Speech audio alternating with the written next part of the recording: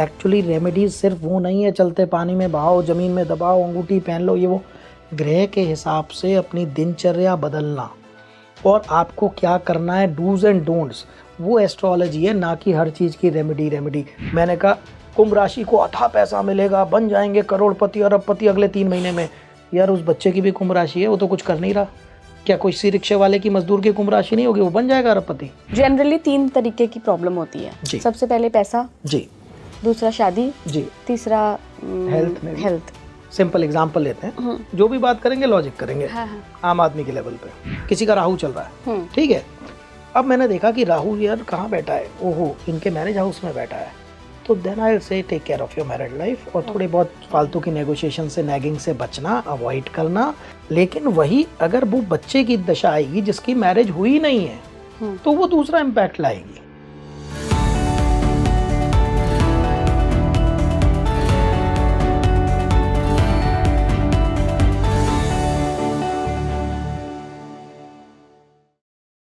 नमस्कार इंडिया, आप देख रहे हैं स्पीकिंग ट्री। मैं हूं आपके साथ इला गोस्वामी और आज बात होगी एस्ट्रोलॉजी पर। लेकिन कई लोग ऐसे भी हैं जो इस एस्ट्रोलॉजी पे यकीन नहीं करते हैं, ग्रहों में यकीन नहीं करते हैं, नक्षत्रों में यकीन नहीं करते हैं। तो आज ये पूरा पॉडकास्ट बहुत ही लॉजिकल होने वाला है। जुड़े रहिए आप, हमारे साथ बहुत ही खास मेहमान जुड़ रहे हैं। शिवनी प्रभु जी, बहुत बहुत स्वागत है आपका स्पीकिंग ट्री पर। प्रणाम प्रभु जी, एक सवाल जो हर किसी के मन में आता है, चाहे एस्ट्रोलॉजी को माने चाहे नहीं माने, क्या ग्रह नक्षत्र, उनकी चाल क्या वाकई में लाइफ में कोई प्रभाव डालती हैं, या ये मतलब सिर्फ एक पुराना साइंस है जिसको हम आज तक ढो रहे हैं? देखिए, बड़ा कॉमन सी चीज़ है। आप कर्मों को तो मानते हैं, हाँ, या कर्म या भाग्य, दो ही चीज़ें हैं, राइट। कर्मों को मानते हैं। साइंस की बात करें तो कर्म आप करते किस चीज़ के कहने पे हैं? ब्रेन के, राइट। कि अभी मैंने अगर पानी का ग्लास उठाना है तो पहले ब्रेन में आएगा पानी पी लूँ, फिर मेरा ब्रेन ऑर्डर देगा मेरे हाथ को और मेरा हाथ वहाँ तक जाएगा। आपने मक्खी भी उड़ानी है तो पहले ब्रेन में आएगा मक्खी उड़ानी है, देन इट विल फॉलो। यहाँ कोई इंटेलिजेंस नहीं जाएगा ब्रेन, राइट।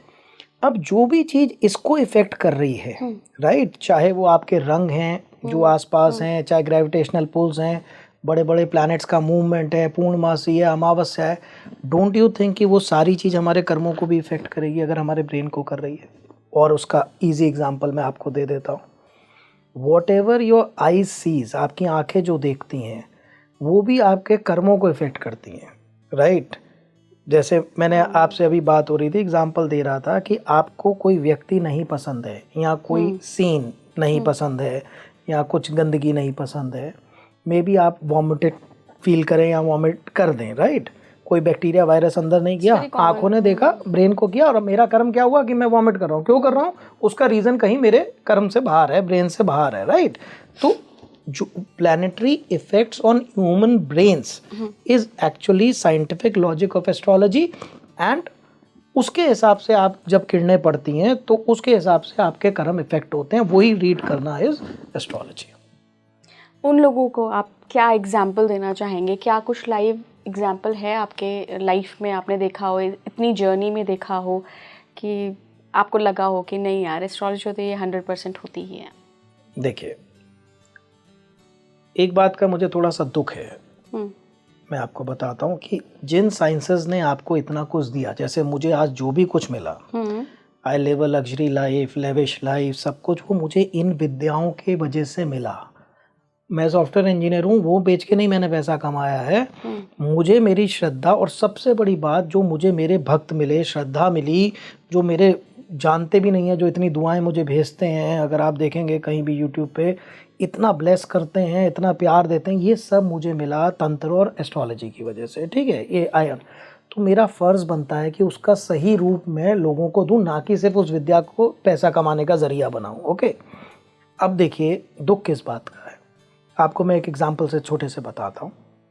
2005 में मेरा इंडियन स्पोर्ट्स क्लब दुबई में लेक्चर था ऑन एस्ट्रोलॉजी, और उस टाइम पे थोड़ा यंग लगता था, फिट था, कुर्ता पजामा पहना हुआ था, और I went on the mic, तो 150-200 के करीब लोग थे क्लब में।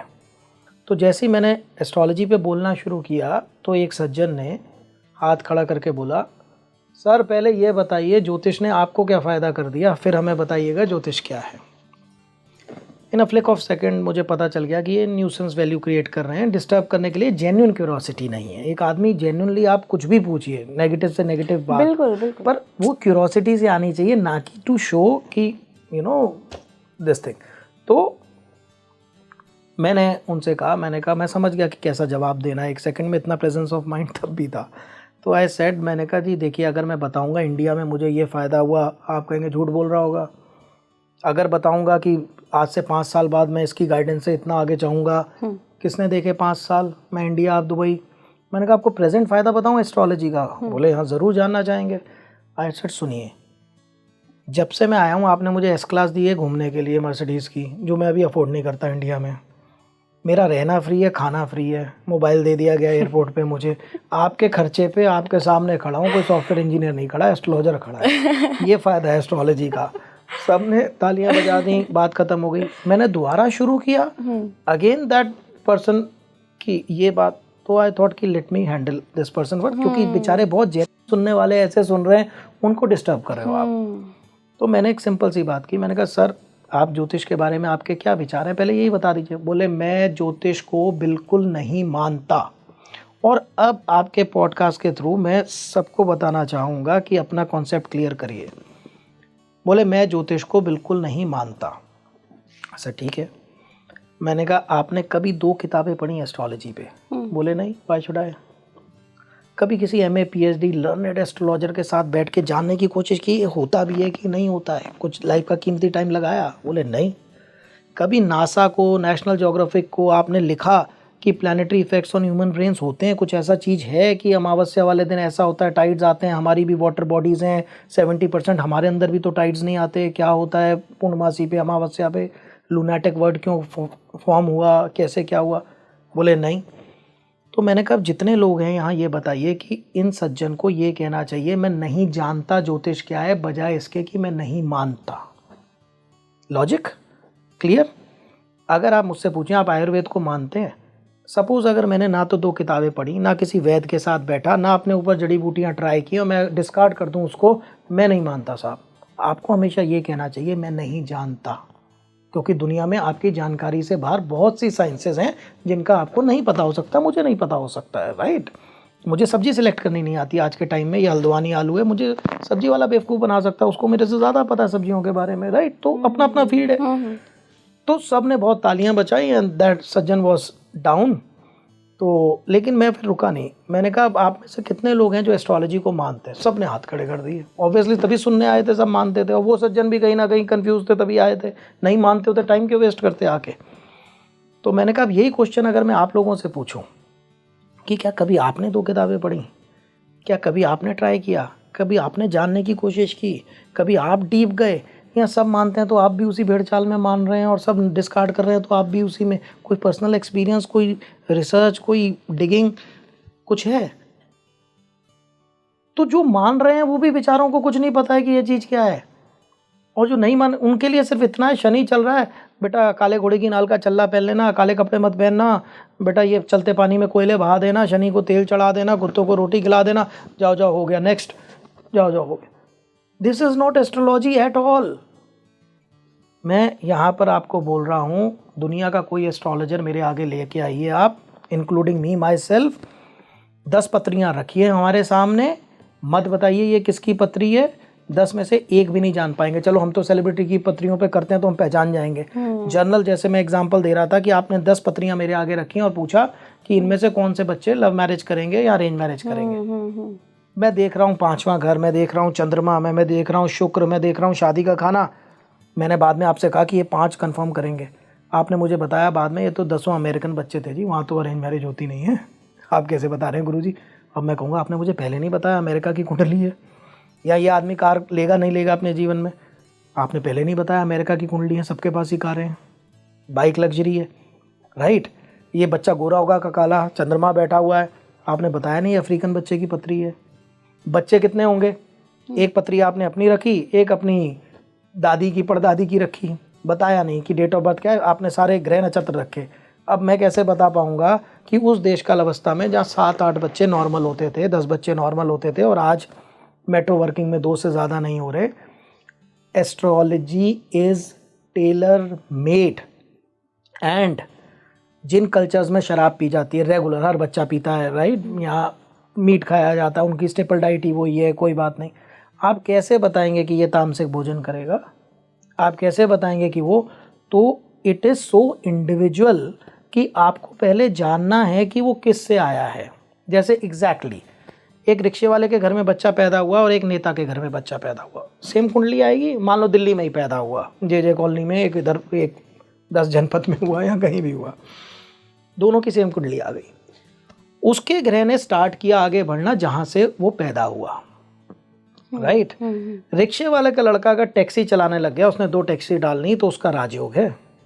और उस नेता का लड़का अगर वो एमएलए की टिकट ले गया और बन गया, तो उसका सेम राजयोग है। तो आप मुझे बताइए कि इन सब जो गरीबों की कुंडलियाँ, किसी के राजयोग नहीं है। मैं फिर यहाँ पर ओपनली चैलेंज करता हूँ, मुझे किसी मजदूर की कुंडली दे दीजिए, किसी रिक्शे वाले की कुंडली दे दीजिए, मैं आपको 3 से 4 सो कॉल्ड राजयोग बता देता हूँ।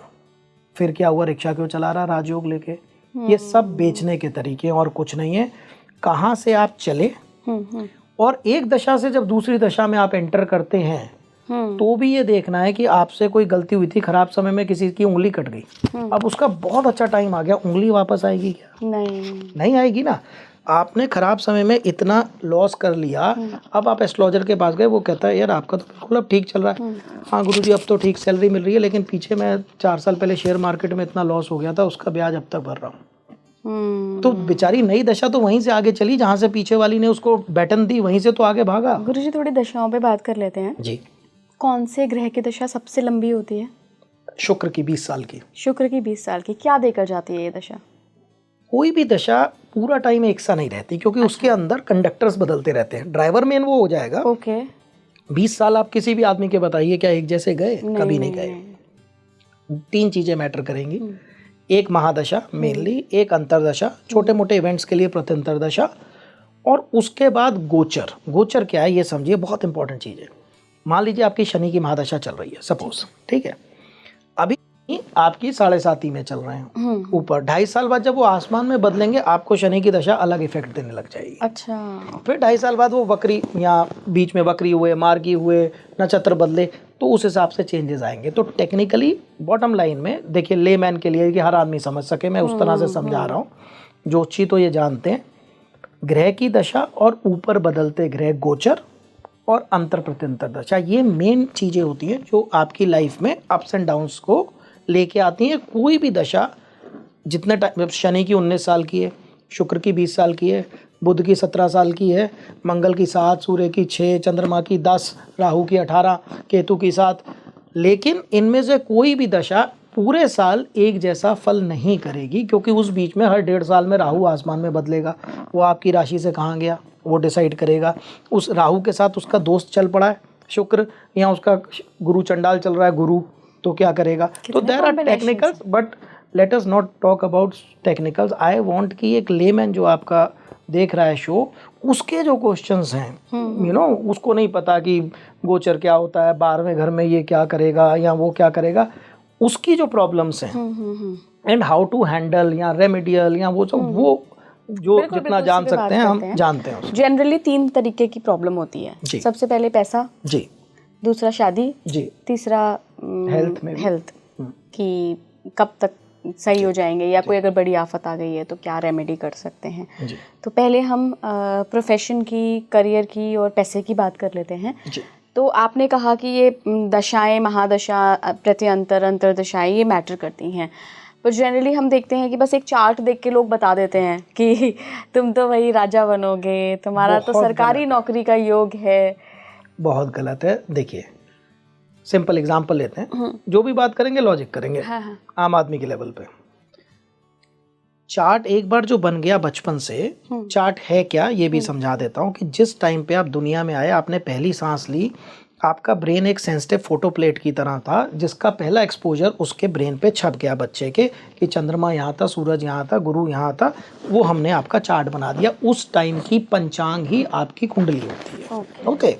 कि भाई आप लीजिए इस पर्टिकुलर डेट टाइम को आए, उस दिन अमावस्या थी, पूर्णमासी थी, संक्रांति, सूर्य किस राशि में था, तो वो पंचांग का ग्राफ आपका लग्न चार्ट बन गया। ओके।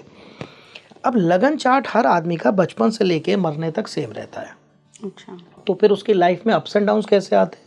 दशाओं से।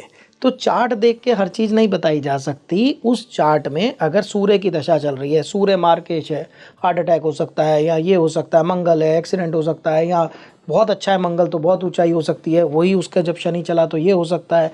तो हमें मेन फोकस जो करना है, दशाएं देख के चार्ट को देखना है कि वो चार्ट में कहाँ बैठा हुआ है, किस चीज़ को, हेल्थ को रिप्रेजेंट कर रहा है, फाइनेंस को कर रहा है, मैरिज लाइफ को कर रहा है, किसको कर रहा है। मान लीजिए किसी का राहु चल रहा है, ठीक है। अब मैंने देखा कि राहु यार कहाँ बैठा है, ओहो इनके मैरिज हाउस में बैठा है, तो then I will say take care of your married life. और थोड़ी बहुत फालतू की नेगोशिएशन से, नैगिंग से बचना, अवॉइड करना। अदरवाइज ये छोटी बात को बड़ा एग्जैजरेट कर देते हैं। राहु आपकी दशा चल रही है और जन्म से आपके चार्ट में ये मैरिज हाउस में है, राइट। लेकिन वही अगर वो बच्चे की दशा आएगी जिसकी मैरिज हुई नहीं है, तो वो दूसरा इम्पैक्ट लाएगी। अच्छा, देखिए एक 3 साल का बच्चा है, उसकी बहुत खराब दशा आ गई, ना उसकी मैरिड लाइफ है, ना उसका करियर है, ना उसकी पढ़ाई है, ठीक है। खराब दशा क्या कर लेगी, ज़्यादा से ज़्यादा उसके घुटनों पे चोट लग जाएगी, थोड़ा गिर जाएगा, थोड़ा सर्दी जुकाम पकड़ लेगा, थोड़ा सिर फुड़वा लेगा चलते चलते, इतना ही ना। जवानी में आ गई तो कितनी चीज़ें हैं ग्रह के पास खेलने के लिए, शादी, मैरिड लाइफ, करियर, शादी। तो that is the timeline of astrology कि अब मान लीजिए किसी के बहुत करियर की सुपर दशा आ रही है एंड ही और शी इज 65, रिटायर हो चुका है, ठीक है। अब क्या कर लेगा वो ग्रह, ज़्यादा से ज़्यादा जो उसके इन्वेस्टमेंट्स होंगे, जो उसके फंड्स होंगे, उनका थोड़ा सा अच्छा ब्याज आ जाएगा, या कुछ शेयर मार्केट में उसका बढ़ जाएगा। अब करियर में वो क्या करेगा, वो तो रिटायर हो चुका है, और जो मेन उसका करियर का प्लैनेट था वो आया ही 65 के बाद है, right. So we need to understand chart is fixed. उसी चार्ट का आदमी राइज करता है, उसी चार्ट का आदमी जेल जाता है, उसी चार्ट का आदमी पूरी दुनिया पे राइज करता है, बैंकरप्ट भी हो जाता है। सो आदमी का वक्त अच्छा या बुरा होता है। गुरुजी एक और मेरा सवाल था, बहुत कॉमन सा सवाल है।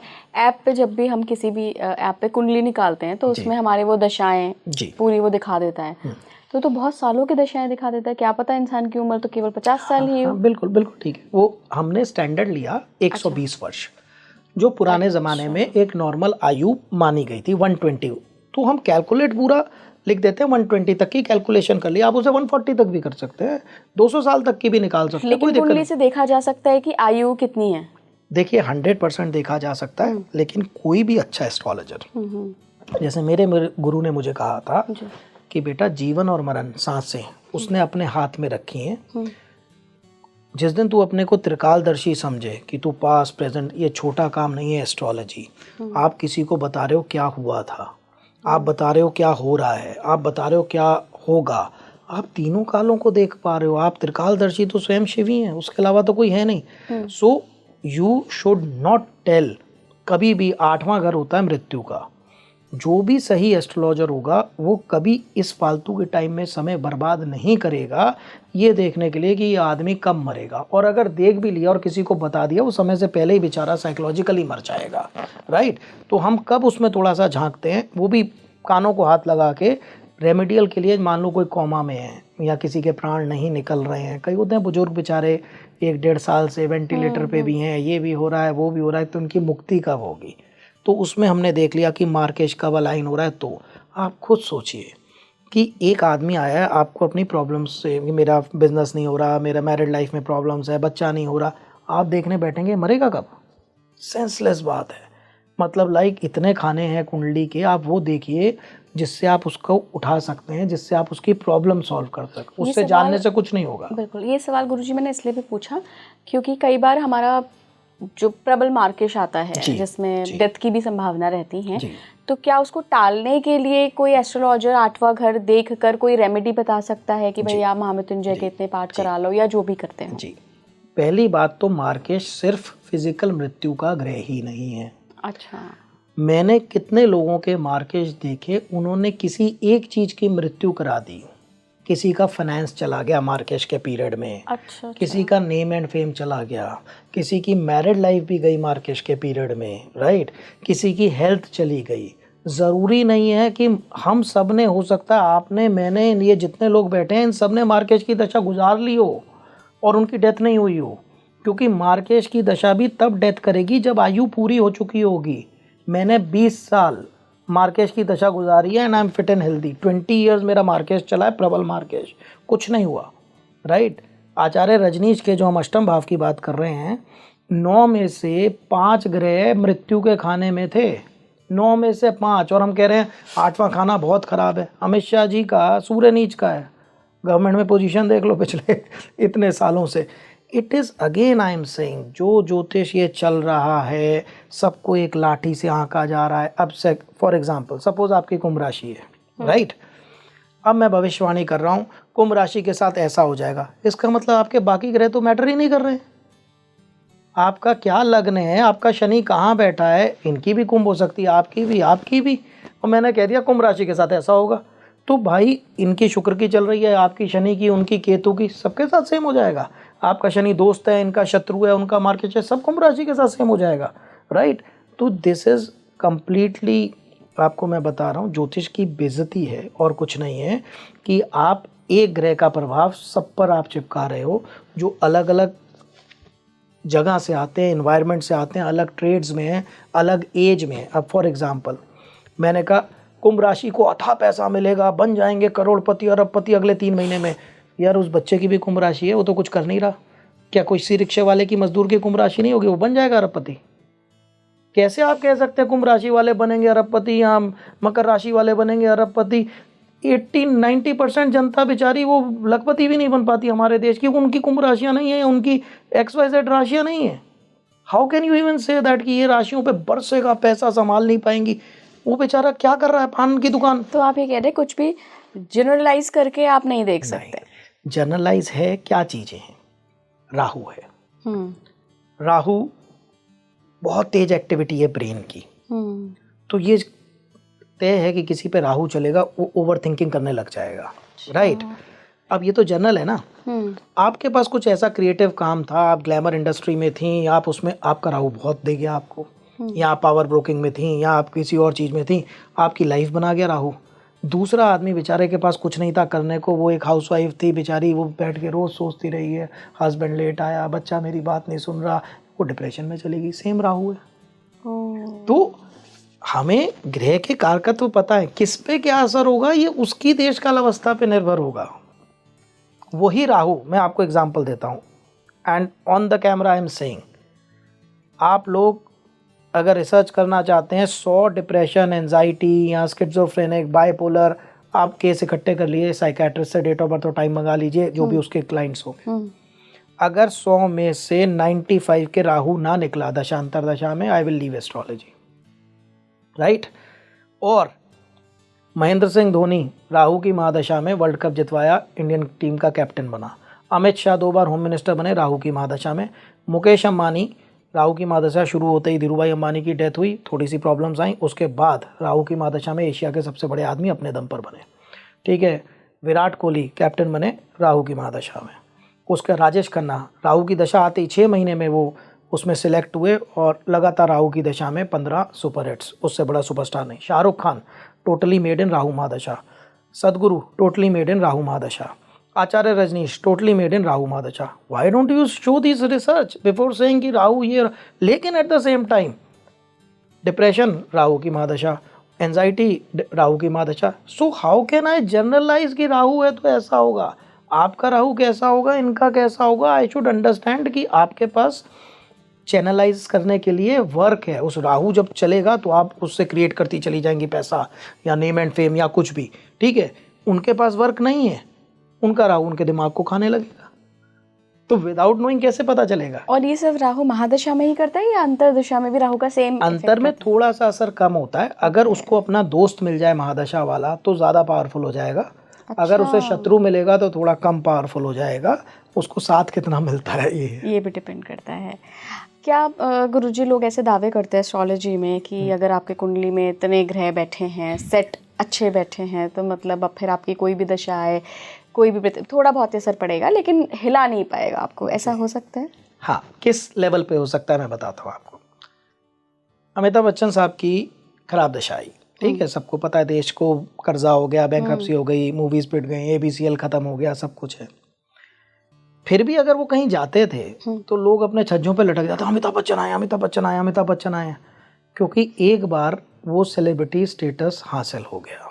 आज भी उनकी कोई मूवीज़ ऐसा नहीं आ रही हैं, लेकिन आज हमारे स्टूडियो में आएंगे अमिताभ बच्चन साहब ना, किसी दिन मेरी जगह बैठे होंगे आपके सामने, तो you will also be mesmerise and आपके सारे वो झांकने आ रहे होंगे बच्चन साहब। ये होता है परमानेंट वो, राइट। ये किस ग्रह से आता है? शुक्र? नहीं, शुक्र से ऑफकोर्स ग्लैमर शुक्र से आता है, लेकिन ये कॉम्बिनेशंस ऑफ ग्रह से आता है। अच्छा। आपकी पर्सनालिटी का ग्रह, आपके बोलचाल वाणी का हाउस कैसा है आपकी, राइट, आपकी टोटल पर्सनालिटी, उसमें शुक्र का ग्लैमर, उसमें राहु का इग्निशन तड़का।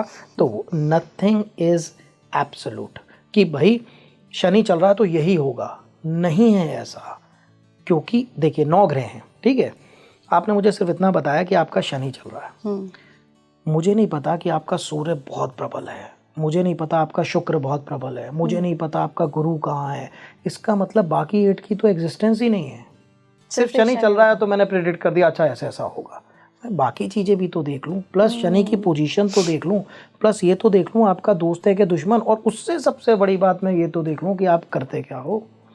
अब एक आदमी है, उसका शनि उच्च का है, मुझे फ़ोन आया, बोले कि गुरुजी मैं कौन सा काम करूं, उच्च का शनि है।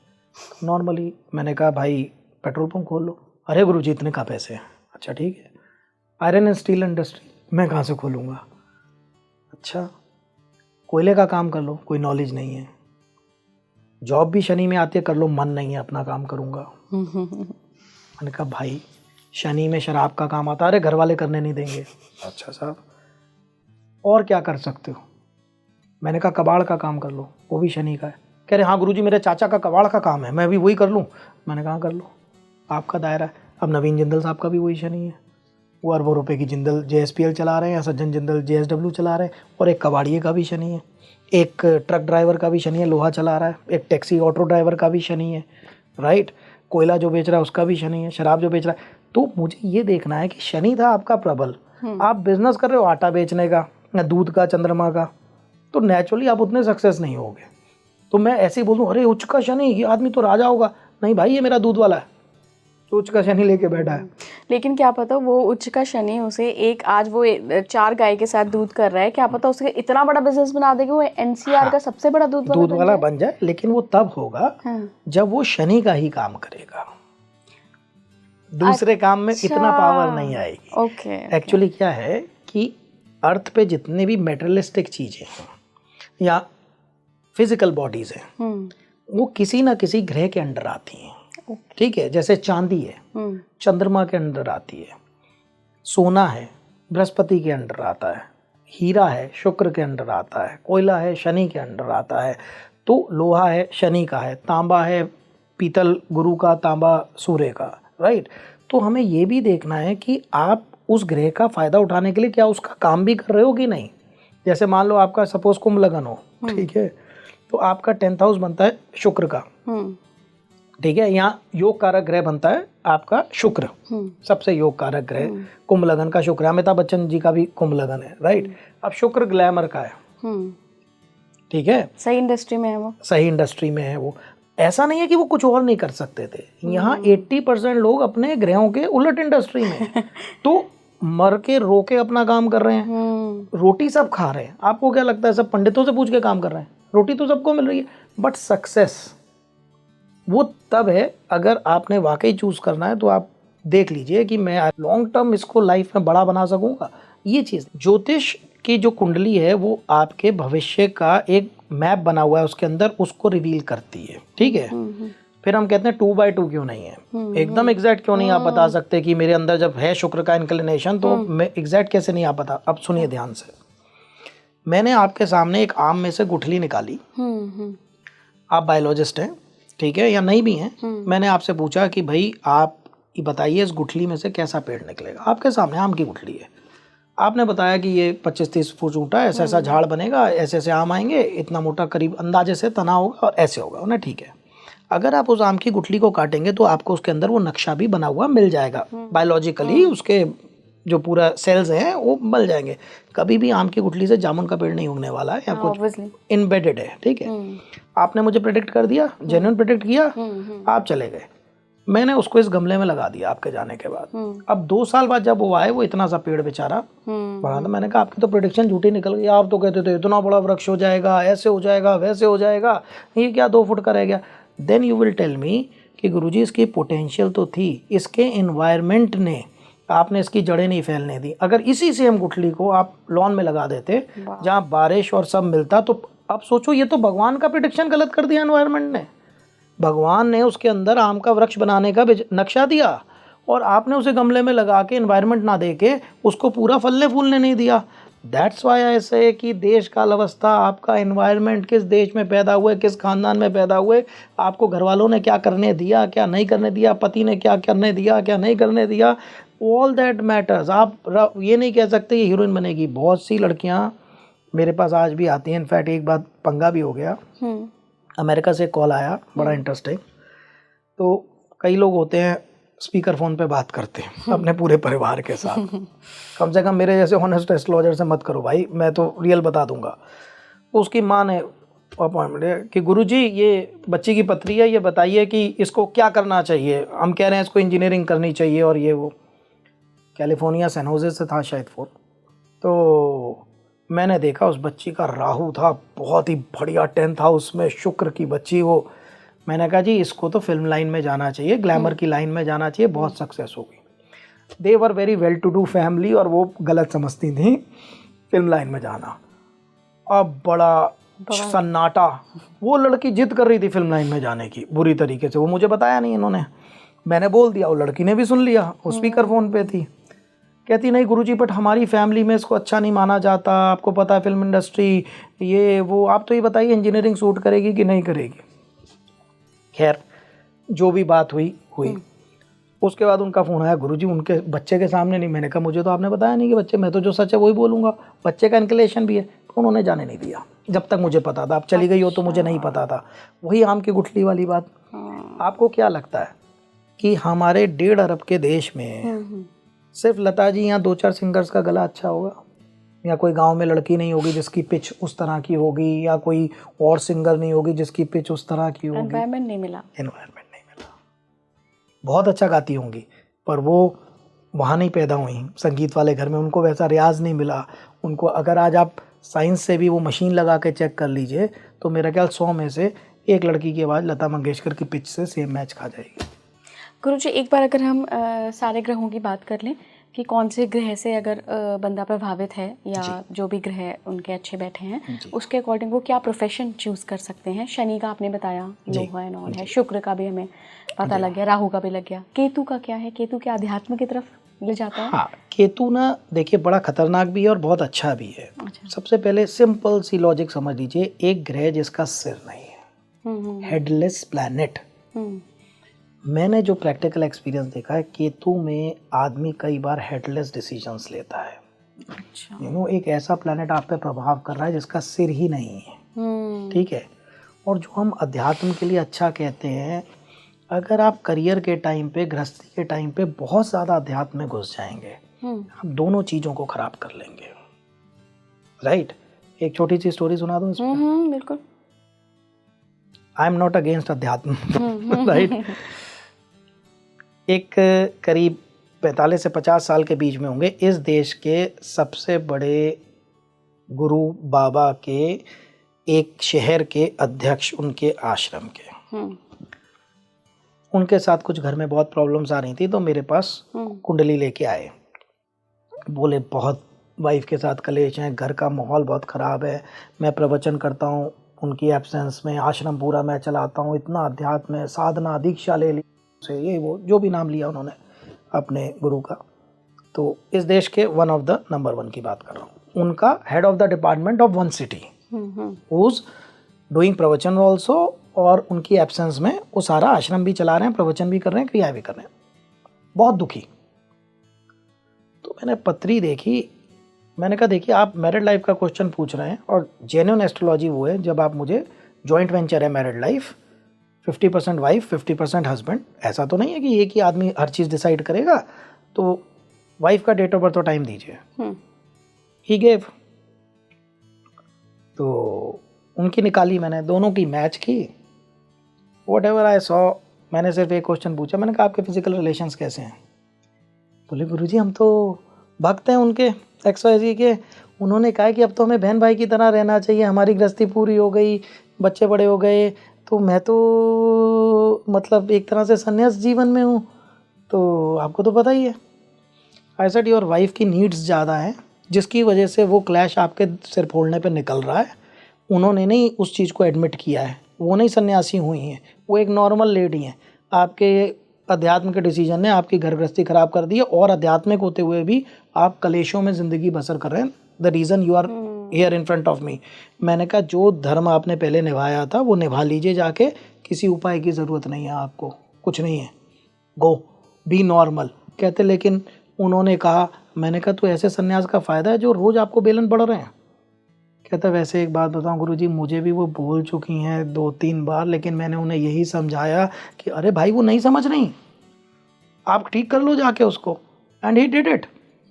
Then he came to me, 3 महीने बाद मेरे पास आए, गुरुजी सब शांति हो गई, अब मैं आपको ना पर्सनली से मिलवाना चाहता हूँ। मैंने कहा सर मुझे नहीं मिलना है, आप ठीक हो गए, मेरे लिए ठीक है, मुझे नहीं मिलना है वहाँ पर कि वो चीज़ है। तो कई बार ज़बरदस्ती किए गए उपाय, ज़बरदस्ती किए हुए unknowingly, you should understand the practicality of life, right. तो वो चीज़ है। जो बाकी ग्रहों का आपने पूछा, केतु का मैंने आपको बता दिया, थोड़ा हेडलेस प्लैनेट है।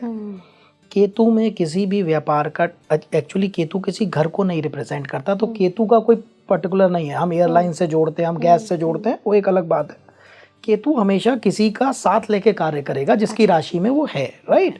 बट हमें थोड़ा सा ये देखना पड़ेगा कि केतु जिसका चल रहा हो वो जो भी डिसीजन करे वो कलेक्टिव ऑन द टेबल अपने वेल विशर्स के साथ करे, ना कि अकेला। Okay right. कि कभी मेरा ग्रह अगर खराब चल रहा है तो मेरा एक इनर सर्कल है ना, मेरे कुछ ब्यूरोक्रेट्स हैं या कुछ अच्छे लोग हैं मेरे साथ के, तो मैं उन्हें बुला लेता हूँ 8-10 लोगों को कि देखो जी, मतलब जेन्युइन बताना, नॉट एज अ गुरु कि भाई मैं ये बना लूँ या ये आश्रम कर लें। हाँ गुरु जी करो, अच्छा प्रोस एंड कॉन्स बताइए, ताकि मुझे पता है मेरा चल रहा है, आपका तो नहीं चल रहा। यू कैन गाइड मी कि मेरे यहाँ पर कुछ लगा हुआ है, मेरी आंखें नहीं देख पा रही हैं, right. So that's how it is. बाकी ग्रहों की अगर आप पूछ रहे हैं तो मैं बता देता हूँ मेजर का आपको, लेकिन इसको अगेन एब्सोल्युटली मत लीजिएगा। बिल्कुल बिल्कुल ठीक है। सूर्य का जो कार्य है वो सबसे अच्छा, यहाँ तो आप गाइड बनो किसी के। सूर्य का काम है रोशनी दिखाना। सरकारी नौकरी से सूर्य का बहुत ज़्यादा वो है। अगर सरकारी नौकरी ना हो, पॉलिटिक्स हो, वो भी बहुत अच्छा है। उसके अलावा गवर्नमेंट को सप्लाईज हो, वो भी बहुत अच्छा है। उसके अलावा इंटरनेशनल इंपोर्ट एक्सपोर्ट हो, वो भी सूर्य के ग्रह में बहुत अच्छा है। चंद्रमा में जो आता है, चांदी का काम आता है, लिक्विड का, वाटर का, दूध का, राइट। मतलब इस तरह के काम हैं। लेकिन चंद्र भी मैंने देखा है प्रैक्टिकल प्रैक्टिस में, जिसकी राशि में हो उससे थोड़ा सा इफेक्टेड हो जाता है, वहाँ पर वो है। ठीक है। मंगल का काम जो है वो है फायर का काम, भट्टी, ईंट के भट्टे, फायरी काम, army, police, forces, ammunitions, wrestling, sports, इन सब के काम। देखिए 1000 काम है दुनिया में और 9 ग्रह हैं। अभी मैं बोलने लगूंगा तो मैं बहुत चीज़ें मिस करूंगा, मैं सिर्फ आपको मेजर एक झलक दे रहा हूँ। ठीक है। गुरु का काम क्या है? गुरु के काम है बड़े projects. Guru is the very big planet, तो बड़े प्रोजेक्ट्स हैं गुरु के काम। और मतलब गुरु में थोड़ा सा सात्विक, जैसे एजुकेशन सेक्टर आ गया, ये सब है, तो थोड़े से अच्छे काम। सोने का काम भी गुरु का है। बुध में थोड़ा सा कॉमर्स है, MBA, marketing, advertisement, communication, writing, corporate finance, CA, CS, ये सारी चीज़ें जो हैं, अकाउंटेंसी, ये सब बुध में है, एजुकेशन रिलेटेड, राइट। राहु जो है वो मेनली इलेक्ट्रॉनिक्स, इंटरनेट, ये जो हम अभी कर रहे हैं राहु का काम कर रहे हैं, पॉडकास्ट, ठीक है, ऑनलाइन बिजनेसेस, टेक्नोलॉजी, स्पाइंग, या फिर सारे 2 नंबर के काम जो मेजर फाइनेंस, हवाला और ये सब जो आजकल की राजनीति है, ये सब राहु के काम है। सो ये मेनली बेसिकली ये सारे। आखिरी सवाल गुरुजी, क्या कुंडली से लाइफ का पर्पस जान सकते हैं? एक्चुअली ये उसी के लिए है। एक्चुअली आदमी को यही पूछना चाहिए, और यही है, वही बीज की स्टडी है कि बेटा तुम्हें आम का पेड़ बनना है कि जामुन का पेड़ बनना है।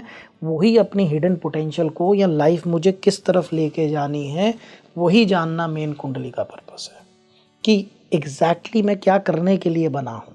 मान लीजिए कि आप गुरु रूलिंग है, जब तक आप स्पिरिचुअलिटी में नहीं जाएंगी आप लाइफ में भटकती रहेंगी, क्योंकि आपका मालिक ही ज्ञान का कारक, विजडम का कारक है। और अगर आप विजडम की तरफ ही नहीं चली, आप दिन भर भागते रहें अपना फाइनेंस, ये घर, बच्चे, आपको समय ही नहीं मिला कभी मेडिटेशन के लिए, ध्यान के लिए, अध्यात्म के लिए, गहराई के लिए, तो वो गुरु ग्रह कभी आपने अचीव ही नहीं किया, वो अनसेटिस्फाइड ही रहेगा। शुक्र है ना सिर्फ ग्लैमर बल्कि कला। अगर आपने अपनी क्रिएटिविटी, चाहे आप ज्वेलरी डिज़ाइनर हैं, चाहे कपड़े डिज़ाइन कर रही हैं, इंटीरियर डिज़ाइनर हैं, चाहे आप सिंगर हैं, चाहे आप आर्टिस्ट हैं, पेंटर हैं, कुछ भी हैं, चंद्रमा में इमेजिनेशन, अगेन क्रिएटिविटी, मन है, बहुत चीज़ें सोचता है। अगर चंद्र रूलिंग है तो कोई ना कोई क्रिएटिव हॉबी ज़रूर करिए, एज अ रेमेडी करिए। एक्चुअली रेमेडीज सिर्फ वो नहीं है चलते पानी में बहाओ, ज़मीन में दबाओ, अंगूठी पहन लो, ये वो ग्रह के हिसाब से अपनी दिनचर्या बदलना और आपको क्या करना है, डूज एंड डोंट्स, वो एस्ट्रोलॉजी है, ना कि हर चीज़ की रेमेडी। अगर मान लीजिए राहु की दशा ही है और आप हैं ही बड़े काम में और इस तरह के ग्लैमर के काम में सब कुछ है, तो क्यों रेमेडी की ज़रूरत है? क्यों दबाना चाहते हो उसको? क्यों उसको बहाना चाहते हो? क्यों उसके उपाय कर रहे हो? उसको बढ़ाने के उपाय करो, और ज़्यादा नीला रंग पहनो, राइट, लाइक दैट। बिल्कुल बिल्कुल। थैंक यू सो मच गुरुजी इस चर्चा में शामिल होने के लिए, और वाकई काफ़ी आँख खोल देने वाला पॉडकास्ट था ये, एंड आई होप हमारे दर्शकों को भी काफ़ी पसंद आएगा। आप जुड़े रहिए स्पीकिंग ट्री के साथ। नमस्कार।